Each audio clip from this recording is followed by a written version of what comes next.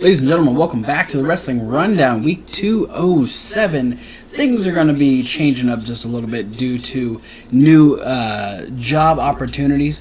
Kevin Hawk will only be here a couple times a week. He's not here for this week's Indy News, but he'll be back next week, so you got to deal with me trying to say all these names by myself. But you'll see how things are going to change over the course of the week. We'll let you know as it comes through. But let's talk about the Indy News. I told you last week that I was going to bring up ROH TV this week. I'm actually going to forego that because there's a lot to talk about considering our one and only result, and that is the G1 special from San Francisco. New Japan came back to the States, and there's a lot that happened. So let's get right into it. We had the Gorillas of Destiny, Mang, Yujiro Takahashi, and Chase Owens defeat Roppongi 3K, Rocky Romero, Yoshihashi, and Gato. Tomohiro Ishii and Toru Yano defeated Minoru Suzuki and Zack Sabre Jr. That's a hell of a win for that oddball pairing of Ishii and Yano. Hangman Page and Marty Scurll defeated Hiroshi Tanahashi and Kushida.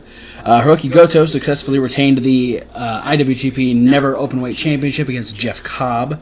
The Young Bucks retained the IWGP Heavyweight Tag Team titles against Sonata and Evil. Kazuchika Okada and Will Ospreay defeated Tetsuya Naito and Bushi. Hiromu Takahashi defeated Dragon Lee to retain the IWGP Junior Heavyweight Championship. He did sustain a pretty serious neck injury during a suplex, but reports have come out that he's in a state of consciousness. He's able to sit up and he's able to talk to people, so it looks like it might have been more of a stinger. No other details are really known at this point, but it looks like Hiromu is okay, which is good to hear. It's always scary when things like that happen. I actually had a friend of mine who got to go to the show. I need to talk to him and see how scary it was in person. But we also had, thank God, Juice Robinson defeated Jay White to become the new IWGP United States Champion. That makes me excited because I don't like Jay White. I really like Juice Robinson. And in the main event, Kenny Omega successfully retained the IWGP Heavyweight Championship against Cody. And here's where things get crazy. So Cody starts to limp away. He's disappointed that he lost. Golden Elite are out there, Young Bucks and Kota Ibushi.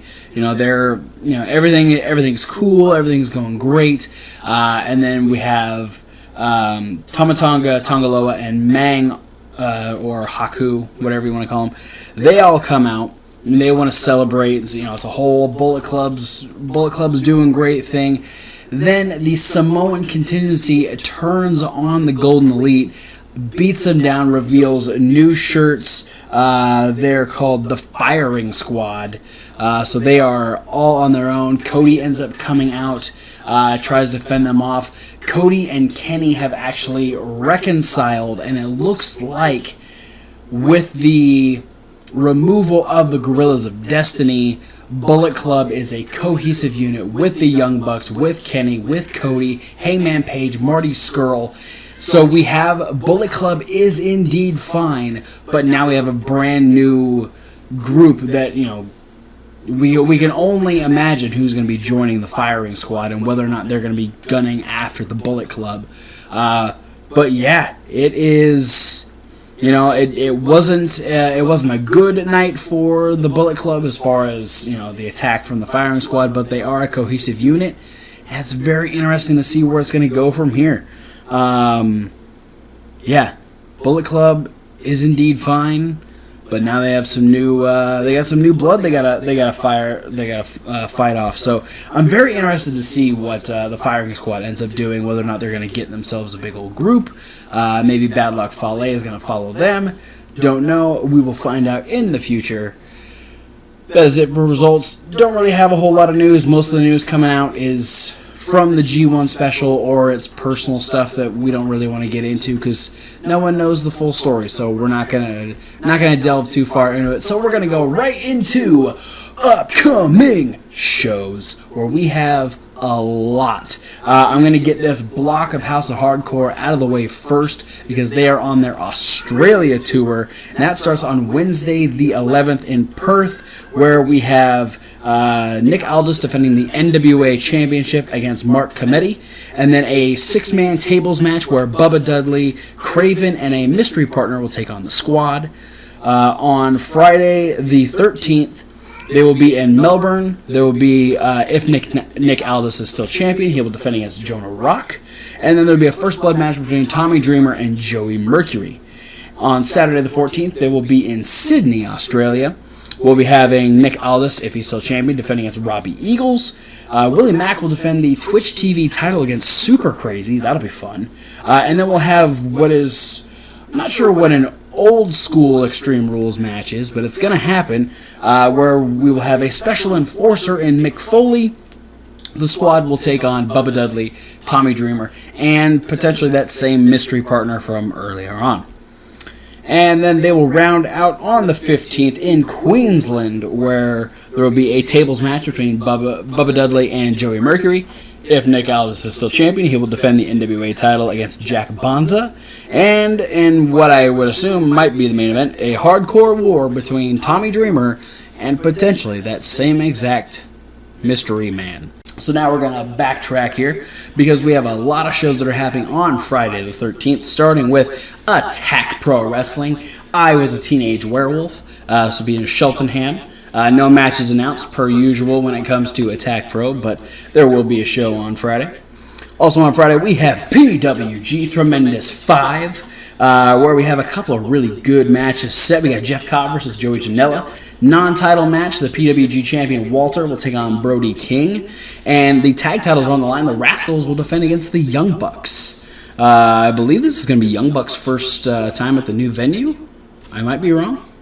Let me know in the comments. We will also have Full Impact Pro Established Dominance on the 13th. No matches announced for this one. This will be in Ybor City, Florida at the Orpheum. So we'll let you know what's happening next week.